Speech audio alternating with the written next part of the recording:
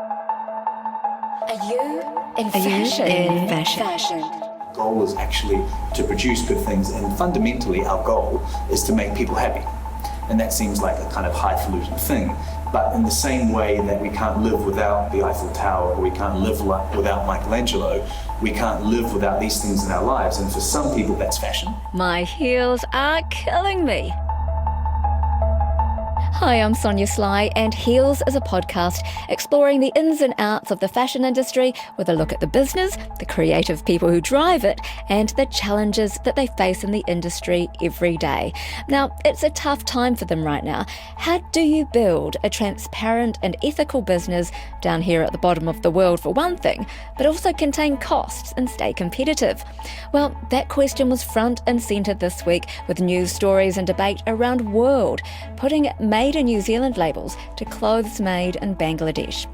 Co-founder Dame Denise Lestrange-Courbet has stridently defended her company, saying 99% of their goods are made here, in contrast to most other New Zealand fashion houses. But just a few days before the controversy broke, I was at ID Dunedin Fashion Week, where I conducted a public Q&A session with Benny Castles, the creative director and designer for World. Please note that this was before this week's media headlines, but we did touch on those issues and plenty more in this edited version of our talk in front of a live audience. As this episode was recorded live, please forgive the recording quality of the audio. Benny started the session with a video that transported the audience through some of World's incredible runway shows. But before we actually get stuck into that, I feel like we need to find out a little bit about you. A lot of designers come to fashion from a really young age. Where did, fashion start for you? Birth, school, World. It's kind of the running order, pretty much. I finished high school and then got a job at World, and they haven't really shaken me since. In terms of fashion, there was no obvious indicators of getting into the business. But probably my earliest and most confounding fashion experience was on a trip to Italy. I went with my father he had a Brioni suit tailor-made for himself while we were there. Brioni is one of the most famous suit makers in the world. Probably famously these days for the younger crowd, it's the suit worn by James Bond. Even in the more modern James Bond, you'll see he'll throw down a suit bag and it'll say Brioni on it. The same way he drives an Aston Martin, that was part of his character. A few years ago, Brioni was one of the brands that bought the most expensive bales of wool from the Canterbury region of New Zealand. The other one was Xenia. Anyway, so we were at Brioni, and we had this formulating and fabulous retail experience that my dad had kind of always looked forward to in his life. And that was a moment for me where this interest became something a little bit more. So I finished school, and I was probably a little bit too headstrong to be pushed into one direction or another, and was convinced that I wasn't going to go to university unless I knew precisely what I wanted to study and why. I felt very strongly that if there was something I wanted to know, I could read it myself, or I could talk to someone about it without needing to, formally be educated. If I did figure out that I wanted to do that, that was something I was very much open to. A girl that I went to school with, and my godmother's daughter and my mother's goddaughter, so a close family friend, both worked at World. I sort of wandered in and I thought this might be kind of fun, and started working at World, and that was some 18 years ago. And that was in retail, right? Yeah, absolutely. I think one of the things that, the ego of a fashion designer will get in the way of is being honest about what we are are retailers. Without customers, our art, if we want to call it that, doesn't exist. So for World, all of us, and by all of us I mean Francis, Denise and myself, who are the co-founders of World, and my business partners, we all work retail, we all work in the stores. We all want to talk to our customers and be inclusive and active with understanding who they are and what we can do to maybe push their envelope a little bit, surprise them with ideas and concepts that perhaps they didn't know they wanted. But wait, I still had that picture in my head of Benny's dad in that Brioni suit, so I needed to find out more. he was a classic businessman in his day, and was very stylish in his own way, in kind of a classic masculine way, and did have very good taste. A Hawke's Bay farm boy. He travelled extensively. He met my mother in South Africa, and then he backpacked through Central Africa. They re-met in Greece, and then he went to the London School of Economics in London, which is a prestigious school, and I think probably a formulating environment for him, both mentally but also aesthetically, and in terms of the understanding of aspiration, which is something that we don't discuss a lot in New Zealand. It's something that I think a lot of people understand and see when they travel. Aspiration clearly gripped him, and I'm sure he worked alongside or studied alongside people who had worn Brioni suits or had talked about it, and particularly at that time, 60s, 70s, moving forward, before you have the ability to click on and go, what is Brioni, tap, tap, tap, it was this folklore of conversation. And if you talk to anyone about fashion in the 70s, 80s in New Zealand, there were one or two magazines that might come, but realistically it was someone who was in London who went to Vivienne Westwood's shop that told you about her. And I think that idea had always stuck with him. And so when we went to Italy when I was 16, one of the journey points was Brioni. It's that fabulous moment as a kid where you sort of walk into a store and you pick something up to look at the price tag, and then you're very shaking a little bit. And then put it. Did you feel intimidated by that? Yeah. I love that. And I think that retail intimidation is something that exists more in the customer's head than in the retailers. A retail experience is about a journey. For that experience, we were taken on this journey, showing fabrics and styles and shapes, etc. And given the history of Brioni, it was intoxicating. 16, 17, 18, I probably didn't think anything about what I was going to do with the rest of my life. I spent a good majority of my intellect drinking. But Benny didn't necessarily see himself as creative either. Apparently languages were his thing. And let me just say that this next bit is actually crucial to where Benny is today. The end point. As you guys may well have picked up, I like to talk. Sometimes when I open my mouth, it doesn't close for quite a while. And I would be quite opinionated about what we were doing at Will, and I was significantly in the men's store. And at that time, we didn't have a specific menswear designer. We didn't have the ability as a business to really produce menswear on a great scale, and probably on the scale that people wanted it. So at that stage, we were selling a number of other brands. I was very opinionated about the fact that we needed more World. People wanted to buy World. So I sort of berated Francis and Denise until they said to me, okay, well, we've got a fashion show in 4 weeks. It's New Zealand Fashion Week. That was 2004 or 5, one of those years. And they said, if you can make a collection by then, we'll put it on the runway. If you can make a collection, and what did you do? I mean, obviously, I went home took the challenge. Read a pattern book and came back and made a collection. And what kind of pressure then were you under? That wasn't a big deal. It was exciting. I had this wonderful opportunity, which I think probably sounds really like, oh wow, you're going to be a designer for World, but that's not really what the brand is like. We're very much we're inclusive, we're communicative, we're collaborative, and particularly Francis and Denise understand that the brand is not about them. And there is something really important about that, I think, in the way that the brand cares for itself and cares for the people within it to give opportunity. And I was very fortunate with my timing, but then also I believe very strongly that life is a set of opportunities, and you either understand it's an opportunity and you take it, or you miss the fact that it's an opportunity and you don't take it. What do you think their expectations were? Do you think they expected that you would come up with the goods? I think they like to challenge people, both in what they present as fashion, as we saw, and then also people individually. It's like, well, show us what you can do.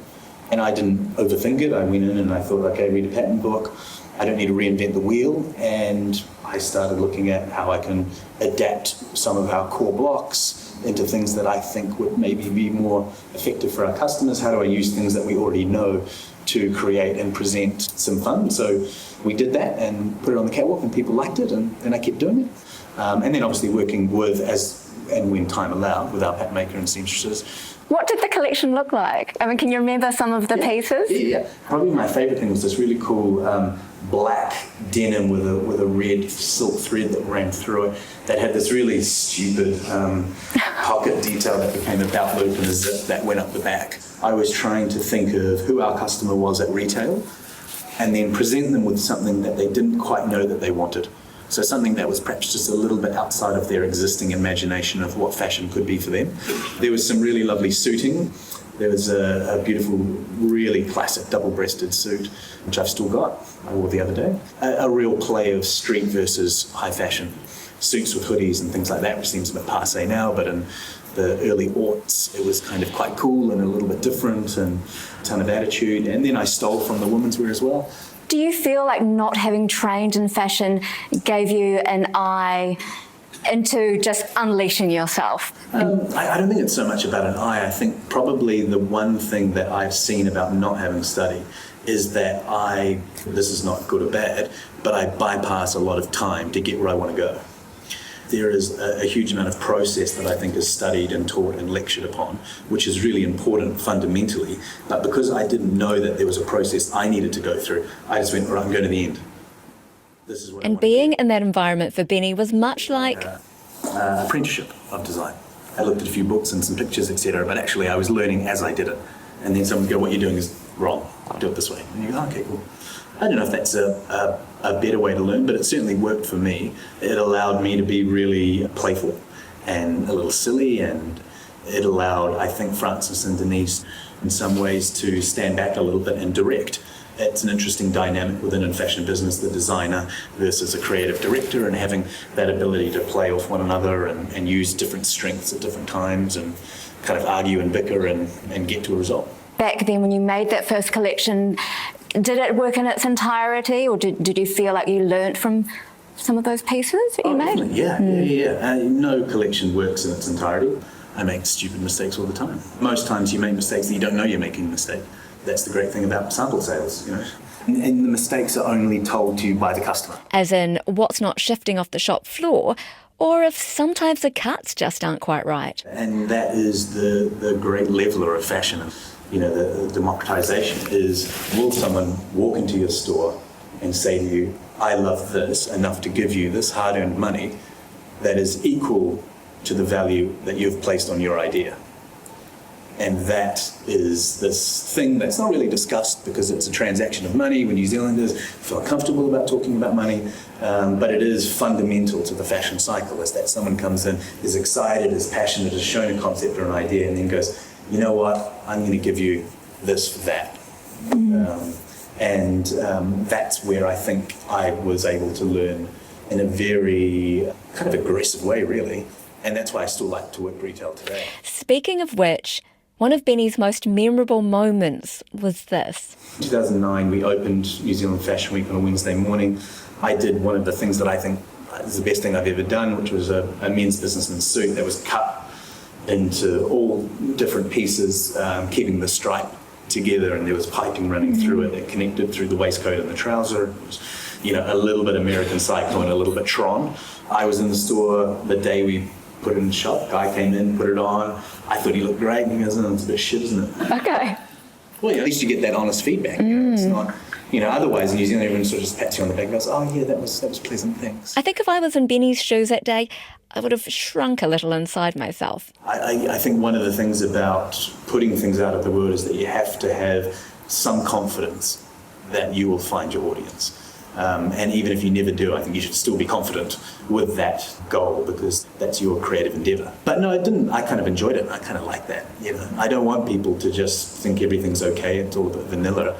It's better that you hate something and love something. That's more interesting to me. And that very much is what World is about, that irreverence. It's like, if it's not your thing, it's not your thing, and that's totally fine. Absolutely, yeah. And that's a big part of the concept of World at the very earliest conception. And then if you walk into a World store today, we have, okay, a fashion collection, and there's a lot of elements to that. So you come in and you say, oh, I don't quite like that jacket. Well, let me show you this one and that one and this one. And let's say you don't like the fashion altogether, which is fine. We then have beauty products. We have candles, we have skincares, and those prices, you know, we have bison heads on the wall, and we have antiques. So you can come in and buy a $15,000 chandelier if you want, or you can buy a $15 lip balm. And as far as I'm concerned, both of those things are luxuries, and I want you to enjoy them both equally. And one person's $15 is actually the same as someone else's $15,000.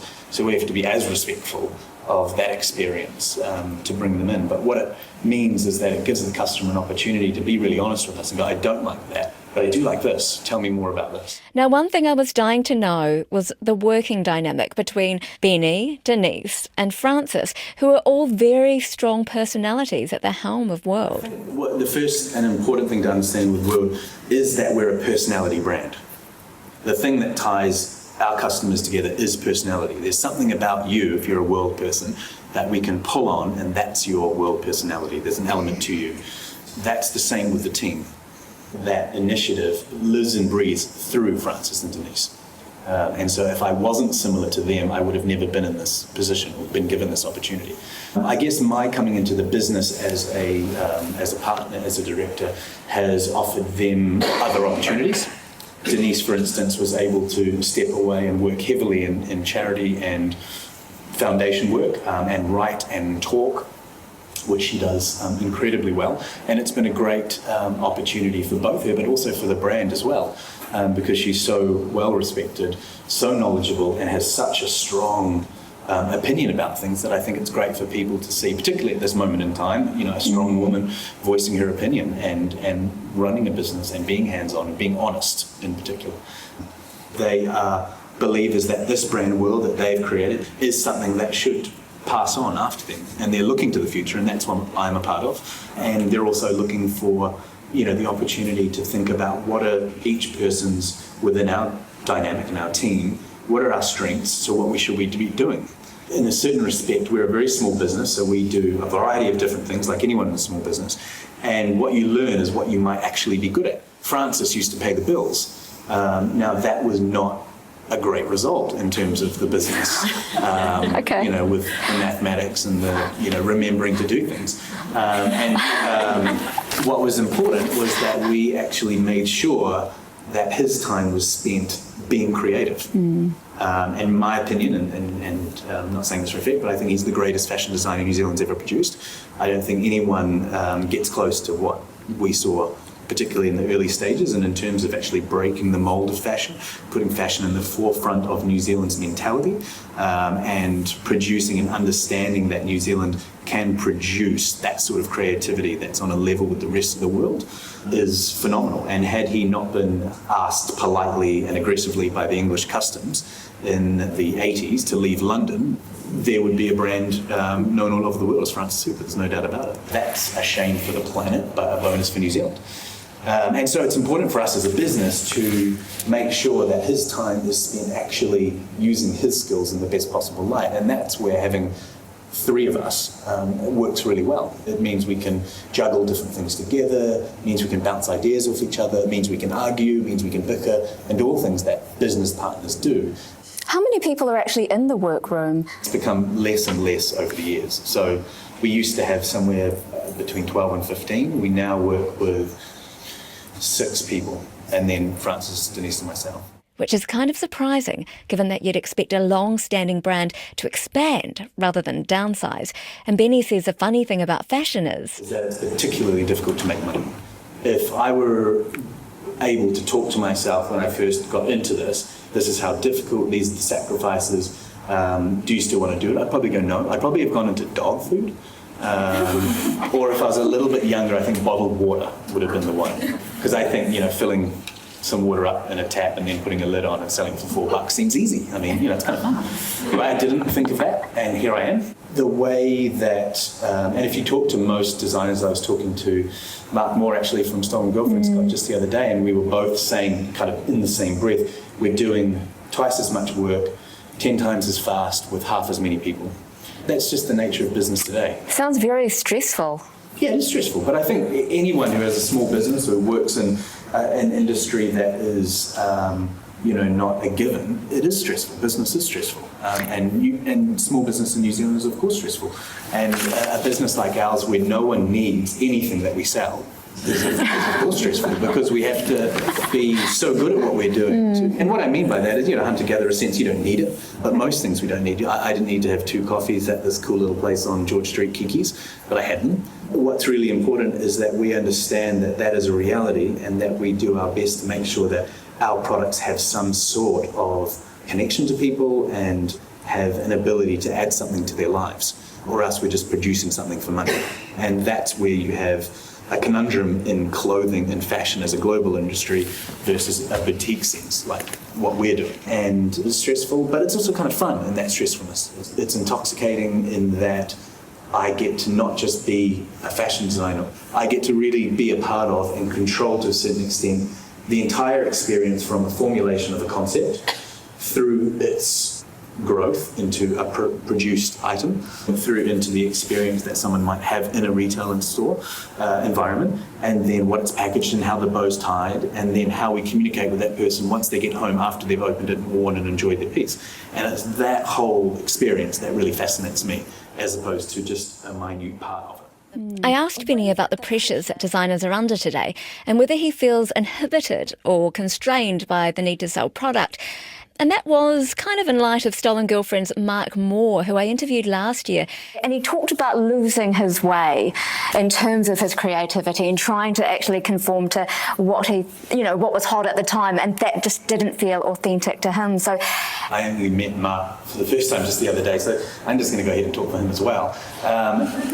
First and foremost, we're not trying to be cool. We're not the thing. We're not, hot of the moment. And I would hate to be that, because as soon as you're hot, you're not. That's a very bizarre thing with fashion, and trying to understand global trends and what colours are in. I have no interest in doing that whatsoever. If we go back to what we were saying slightly earlier, which is Francis and he's formulated this brand with such attitude and personality and sore thumb mentality to stand out and be, this is who I am, and I don't give a shit what you think. There is an ability for us as designers to just do what we want to do and figure out how to sell it later. The confines of having to be creative to, create revenue is an interesting creative dead end. You can just start going around and around in a circle if you get yourself into that spin. But it also affords you some interesting creative options. Season upon season, I don't invent things. I wasn't the first one to design the shirt. It was done hundreds of years ago. But what I am trying to do is reinvent the familiar. So to bring something that someone goes, oh yeah, I can understand what that means, and I get that, and I can try that on, and I can wear that, but it's a little bit different to the one I had before, and that really excites me because of this or because of that. There's a subtlety to that creative process that I find fascinating.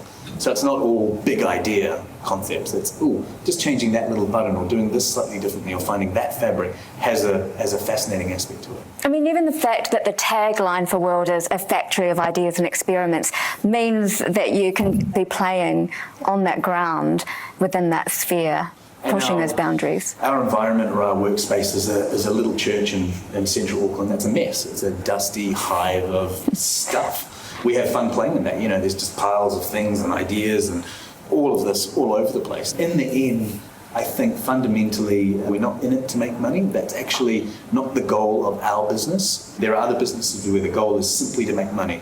Less and less that is the goal of business. The goal is actually to produce good things, and fundamentally our goal is to make people happy. And that seems like a kind of highfalutin thing. But in the same way that we can't live without the Eiffel Tower, or we can't live without Michelangelo, we can't live without these things in our lives. And for some people that's fashion, for some people that's cars. And I don't disrespect or judge the person who's standing around talking about a Holden, because I'm excited that that person is passionate about something. And I think that's where fashion has a place in people's lives, in that you can be passionate about it, but also it can represent who you are. How I put myself together should make that obvious, but I'm a money where my mouth is kind of designer. I'm not going, I'm going to do something fruity for some fruity people that I don't know. I'm doing something fruity for this fruity person I do know. If that appeals to you, or you think that's interesting and you want to say hello, then great. If not, you think I'm a weirdo and you don't want to talk to me, fine, that's okay too. There's lots of other people. Do you see yourself as an artist? No. No? It is such an experimental brand, and you're always sort of doing different projects. I mean, World have, worked on sort of couture pieces, right, that are now held by museums or have been in the past. Is there anything like that happening at the moment? Yeah, there is actually. Dr. Peter Shand, who's the head of Elam in Auckland, is working on a combination of art and fashion for an exhibition in Tauranga. New Zealand needs to change the way that we look at fashion versus art.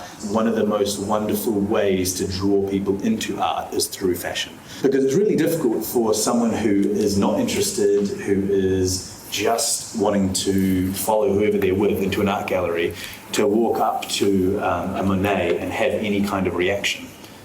there needs to be some insight or knowledge or historical significance to looking at that. But if you walk into a room that has, Christian Dior dresses from the 50s, anyone can have a reaction to that and go, I think it's beautiful, I think it's ugly, or I'd wear it or I wouldn't wear it. And that's much more difficult to do with art, and particularly modern art, whereas fashion offers you this opportunity to engage with it immediately and instinctively and without any prior knowledge, which I think is a great way, a great democratizer of art that brings people in. But no, I don't think I'm an artist. Okay. On that point of creativity, and in terms of designing, do you always have more in the collection that you're kind of having to cull? Are there pieces that you just go, that's just not enough, it's not pushing the boundaries enough? I used to design quite seriously into collections. And I used to design very specifically about, okay, this trouser you've got these 3 shirts that are going to wear with it, you've got this vest and this, and we can go with it, but if you wear that, you can't wear this jacket, and this has to be gone like this. It was becoming a mathematical equation, and I was having to explain too much about where it was all putting together. And then I sort of sat back and thought about it and looked at myself and said, who are you to be telling people how to dress themselves? You should be giving them opportunities, but not actually being dictatorial. That is where World's concept of being inclusive and open is different to other brands which are more dictating as to how you should look. I want to put clothes on you and then look at your face, and if your face lights up and smiles, I will then go, we've found the right outfit for you. If your face doesn't light up and smile, we're going to change it and put you something else because we haven't made it work. And so I've changed from this kind of more prescriptive focus, and I would sit down and I would design specifically for collection and season. Seasons aren't seasons anymore. It seems bizarre that the way the seasons are moving throughout the year, but the economic forces mean that we need to still have our collections in store earlier and earlier. We put in winter, for instance, in the last week of January this year. Now, I don't know about you guys, but I'm pretty sure February is the hottest month of the year. So it's bizarre that we're doing that. So we got rid of the word autumn-winter from our collection tagline and just went new collection.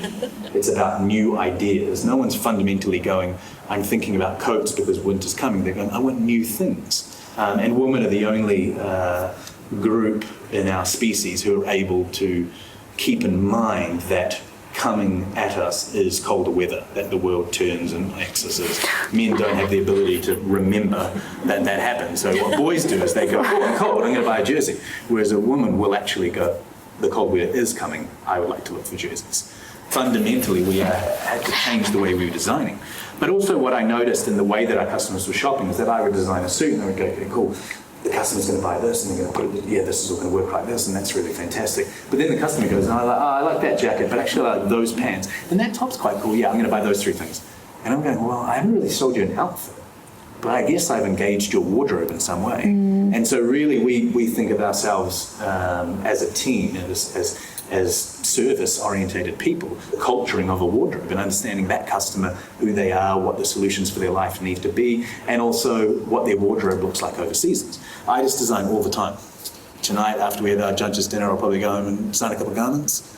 I'll probably steal a couple of ideas from the emerging designers. Probably off a couple of people in the street here in Dunedin and take a couple of ideas of how they've put themselves together and meld that into something that speaks truly about what we do and what I want to say. When it comes time for us to turn the page into a new collection, which is really only defined by the fact that we have specific breaks in our production to suit those collections, which actually don't really exist anymore anyway.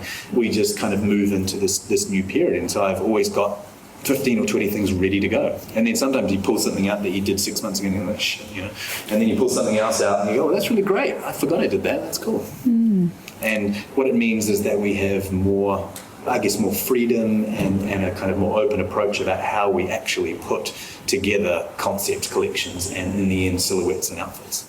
Speaking of production, one thing that's really interesting about World is that you've managed to keep production onshore. What are the actual challenges or benefits do you see in that? And has it ever been tempting to shift it offshore? It's not tempting to shift it offshore. The reality is that one day it will have to be if things remain as they are. And reason being is that there's a number of people in this room like myself who are parents, I'm sure, and very few of us are producing our children to be seamstresses and garment technicians. So who's going to make the stuff?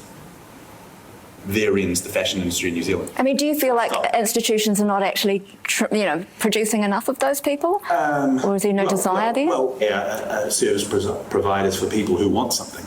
And very few people want to go to a university, pay thousands of dollars because they are expensive, but no one wants to pay for that to become a garment technician. They want to become John Galliano. And the reality of that is that young people come out into the industry raring and ready to go, but there aren't actually the places for them.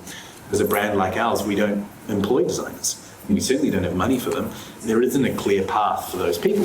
And speaking about the industry, what's happening is there are these wonderful people who have incredible knowledge, know-how, understanding about how to make garments, how to cut patterns, how to make patterns, how to do these things far beyond any intelligence I could ever muster on the subjects. And they are retiring and leaving the industry without passing that information on because there isn't actually people coming through. We're losing an incredible amount of understanding within our industry, and as brands take things overseas to hit better price points, it means less and less people have that opportunity. What is keeping the industry alive is immigrants coming to New Zealand, bringing wonderful knowledge, great understanding, new techniques, enthusiasm, hard work, and that is enlivening the New Zealand fashion industry. For instance, in in Auckland, there is a woman. She is a genius at buttonholing. And she is looking to retire and sell her business. No one is buying her business. And when she retires, I will stop making jackets with buttons, just put zips on them, because there won't be anyone to put buttons on the garments. And that is a fundamental reality of the New Zealand fashion industry. And one of the issues that we've got is, as people in New Zealand, we have to understand what this country has the ability to be. We don't have the ability to compete with Zara or H&M or any of these sorts of brands that are making bulk products across the world. But what we can compete with is with luxury boutique presentation of fashion, in the same way that we are doing it with wine or honey or milk produce. And I think there's a huge variety of industries in New Zealand that we need to example and put effort and love and energy in to do very, very well. And I believe fashion could be one of those industries that will continue to employ a vast number of people, both creatively and functionally, and of course it's a part of all of our lives. My favorite quote in the world is, naked people have little or no influence on society. Clothes maketh the man. And disinterest is a form of interest. To go, I just get the top shirt out of the drawer, is as much thought as, I put this all together to look like this. It's presenting yourself in a way. And I believe that's something that is intrinsic to New Zealand people, is being individual, presenting yourself as a person. And I believe there's an opportunity for this industry to be a great boutique representation of New Zealand at a luxury end. But we have to keep the skills. Do you feel guilty? Is there that sense of guilt of what it means to keep producing, to sell these things that, essentially people don't really need? No, not at all.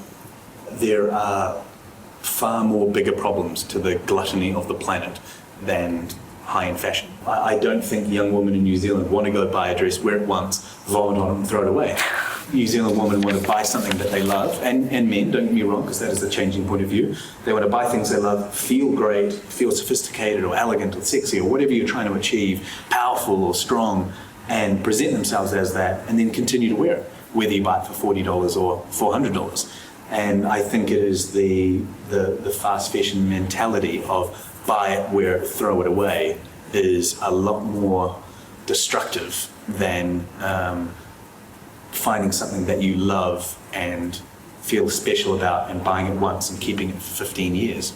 At the level that we're doing it, there's no impact. And I believe as a brand, there are so many industries that don't even get discussed that are problematic environmentally, socially, and there's been a lot of press and conversation recently about the grading of fashion brands overseas, and I really don't know anything about that, but it's wonderful that it's in the conversation. Brands are taking that hopefully seriously to make sure that they are not exploiting and that they're not, negating the opportunity of people in different places. Benny was one of the judges at the ID International Emerging Designer Awards this year, and I asked him about his first impressions. They are phenomenal. I can't do what they do. To be judging them, it's almost It's ineffectual. Obviously, there needs to be a winner because that's the fun of these sorts of creations. But I kind of believe all of them are incredible winners, and the fact that they poured the kind of intensity, time, intelligence, blood, sweat, and tears into what they've done is actually the most incredible thing. And to sit there yesterday and have to be hard and have to say, no, I don't like that for these reasons, and yes, I do like this for these reasons. You just have to be instinctual and do it as your gut moves you, as opposed to trying to think about it too much, because actually they've all put so much time and effort and love and passion and desire into it. And just because I don't get it doesn't mean that someone else won't get it. I was embarrassed about how good they are versus how not as good as them I am. I sit there and judge them. And so it's amazing to see the developments, particularly the technological and fabrication developments that some of the students have brought. And the fact that we've got people in the mix from the Dominican Republic, from Peru, from Poland, from the United Kingdom, Bangladesh, from India and Singapore, Hong Kong. It's so exciting that there is this global intensity around this event, around ID Fashion. That was Benny Castles, the creative director and designer for World, and I'm your host, Sonia Sly. Now, if you would like to listen again, we'd love for you to subscribe to the podcast on Apple Podcasts, Podbeam, Stitcher, Radio Public, or wherever you get your podcasts. Catch you next week when I talk sustainability and developments in technology with the brand that invented jeans, Levi's.